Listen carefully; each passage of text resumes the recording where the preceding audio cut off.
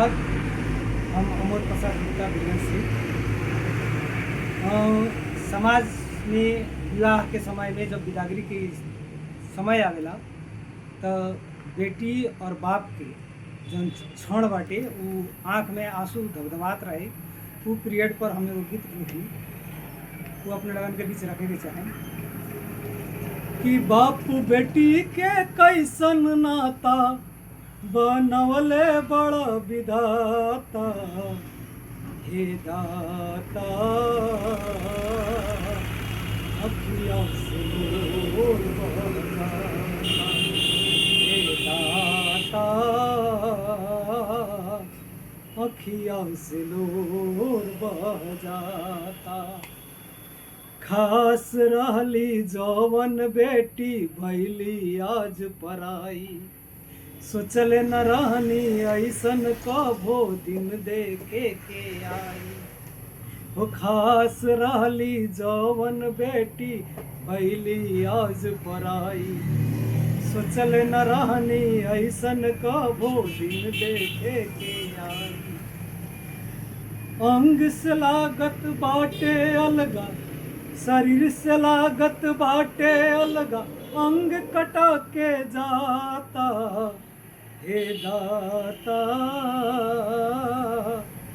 अखियाँ से लोर बह जाता, हे दाता अखियाँ से लोर बह जाता।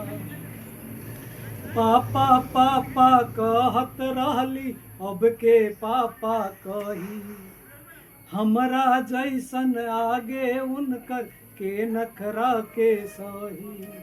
हो पापा पापा कहत रहली अब के पापा कही, हमरा जैसन आगे उनकर के नखरा के सही। पापा से दूर रह के भले तोड़िया जन नाता, हे दाता अखियाँ से लोर बह जाता। घर के अंदर माई रोवस बाहर रोवस भाई, घर के खुशियाँ लुटा गईलू फिर न लौट के आई।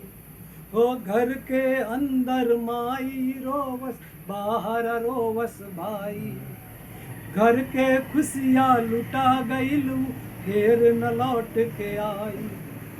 रो रो के बुरा हाल भइल बा केहू न घर में खाता, हे दाता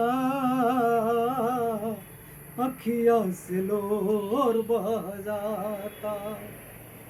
दुनिया के ई रीत बकैसन दिल पर चला तैयारी, घर अंगना के साथे साथे सुना लगे दुआरी। तड़प रहल बा सब कर मनवा सोच के बहुत बुझाता, हे दाता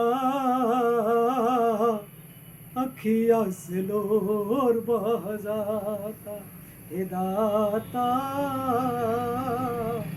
अखियाँ से लोर बह जाता।